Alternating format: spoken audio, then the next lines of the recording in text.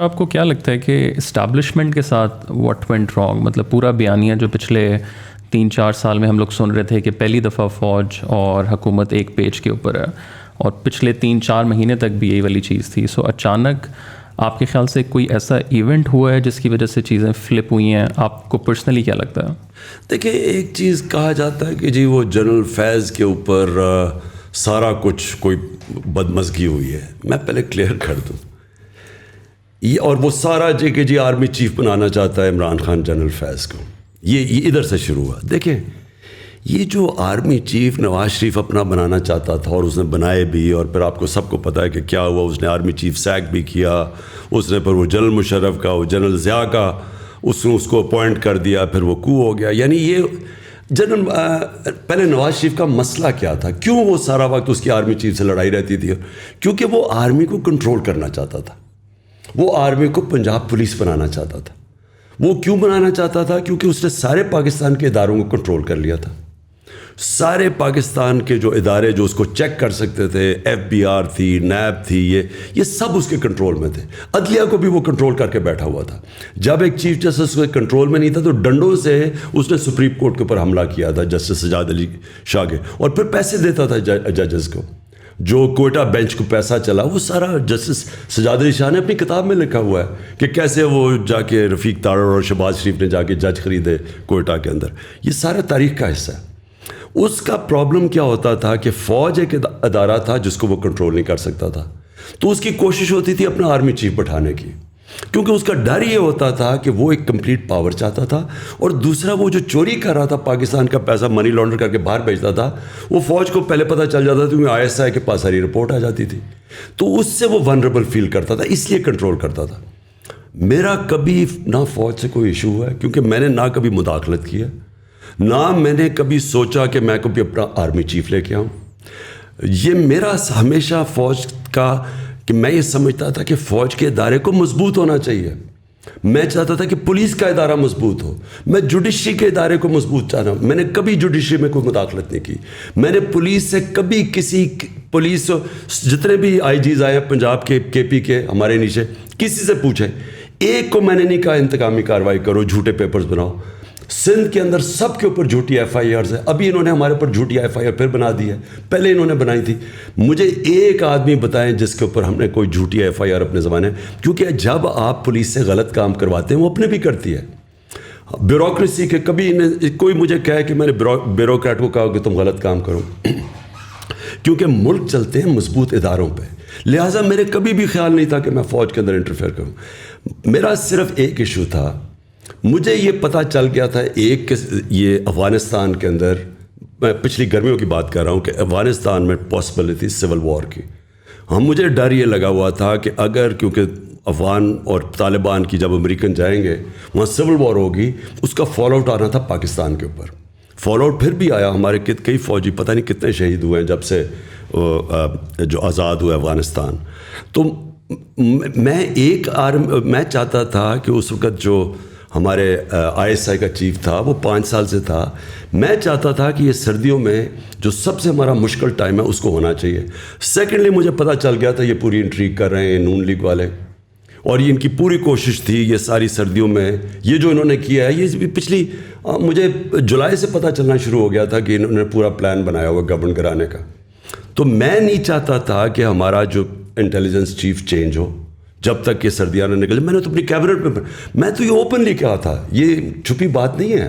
میں اوپنلی یہ کہہ رہا تھا کہ جب مشکل وقت ہے تو آپ اپنا مین جو آپ کا انٹیلیجنس چیف ہے اس کو چینج نہیں کرتے، کیونکہ اسی وہ آئیز اور ایئرز ہے گورنمنٹ کی. تو یہاں یہ چلا گیا، یہ تاثر یہ دیا جا رہا ہے کہ میں وہ اس لیے اسے رکھ رہا تھا، میں جنرل فیض کو آرمی چیف بنانا چاہتا تھا. میں نے آج تک، مجھے یہ قوم جانتی ہے 40 سال سے، جب میں کرکٹ کیپٹن تھا، کرکٹ کیپٹن سے پہلے بھی جانتے. آج اگر کوئی مجھے یہ کہہ دے کہ عمران خان نے کبھی میرٹ کے خلاف کچھ کیا، میں 10 سال کرکٹ کیپٹن تھا، سب کو پتہ ہے کہ میرے زمانے میں کبھی میرٹ وائلیٹ نہیں ہوئی. میں نے شوکت خانم بنایا، آج پاکستان کی پریمیئر انسٹیٹیوشن ان ٹرمز کے انٹرنیشنلی ریکگنائزڈ ہے. جوائنٹ کمیشن انٹرنیشنل دونوں ہاسپٹلس کو انہوں نے سرٹیفائی کیا ہوا ہے, وچ مینس 4 پاکستان میں ہاسپٹل جن کو انٹرنیشنل سرٹیفکیشن ہے. آج مجھے بتایا کہ کبھی شوکت خانم کے اندر سوائے میرٹ کے کچھ میں نے کیا ہو. نمل یونیورسٹی میں نے بنائی, اس کے اندر سارا میرٹ ہے, کوئی میرے رشتہ دار ان کو نہیں لے کے آیا, میرٹ پہ جو آتا ہے. میں نے کبھی, میں یہ سوچ بھی نہیں سکتا کہ آرمی چیف کے اوپر سوائے میرٹ کے میں کوئی اور فیصلہ کروں. میرا تو کوئی انٹرسٹ ہی نہیں ہے, مجھے تو کوئی اپنی کرپشن نہیں چھپانی, مجھے تو کسی سے کوئی خوف نہیں ہے. میں تو چاہوں گا کہ میری فوج کا ادارہ مضبوط ہو. تو یہ پھر پھیلایا گیا کہ عمران خان اپنا آرمی چیف لانا چاہتا ہے اور جنرل فیض, یہ بعد میں ساری چیزیں کہیں گئی ہیں, میرے ذہن میں یہ کبھی نہیں تھا. لیکن آپ کو لگتا ہے کہ اس کے علاوہ بھی کوئی بات ہوئی ہے جو ابھی تک پبلکلی نہیں آئی؟ مطلب بہت سے لوگ کہتے ہیں کہ جی پی ٹی آئی گورنمنٹ جو تھی وہ فارن پالیسی کنٹرول کر رہی تھی, وہ یہاں سے نہیں ہونی چاہیے, وہ وہاں سے ہونی چاہیے. دیکھیں, میں نے تو جب سے آج سے چھوڑے 26 سال پہلے جب میں پولیٹکس شروع کی ہے, تو میں نے تو کبھی اپنی جو میری اسٹیٹڈ ایم تھا فارن پالیسی کا, اس سے کبھی میں پیچھے نہیں ہٹا. میرا ہمیشہ یہ تھا کہ پاکستان ایک خوددار قوم ہے, لا الہ الا اللہ کا اس کا نعرہ ہے, یہ کبھی اس کو کسی قوم کے سامنے جھکنا اور غلامی نہیں کرنی چاہیے. آپ میرے 26 سال پہلے ساری اسٹیٹمنٹس پڑھ لیں. میں نے 26 سال پہلے کہا تھا کہ میں نہ کبھی کسی کے سامنے جھکا ہوں, نہ کبھی قوم کو جھکنے. 26 سال سے میں ایک ہی چیز کہہ رہا تھا. میں نے وار آن ٹیرر کو سارا وقت اپوز کیا, کیونکہ ہم کسی کی جنگ لڑ رہے تھے. میں اکیلا آدمی تھا جو ساری جگہ اس کے خلاف. امریکہ میں جا کے میں نے کہا, ایشین سوسائٹی میں جو امریکہ کیا, اس کے اندر تھنک ٹینکس میں نے جا کے ایک ہی بات کی کہ یہ پاکستان کی جنگ نہیں تھی, ہم نے اپنی قربانی دی ہے. ہمیں امریکہ کی جنگ کے اندر ہم نے اپنے ملک کو قربان کیا ہے, لوگوں کو 80,000 اپنے لوگ قربان کیے. ملک کے کوئی نہیں بات کرتا قبائلی علاقہ کے لوگوں سے کیا گزرا ہے, سارا قبائلی علاقہ ہم نے ڈیوسٹیٹ کیا.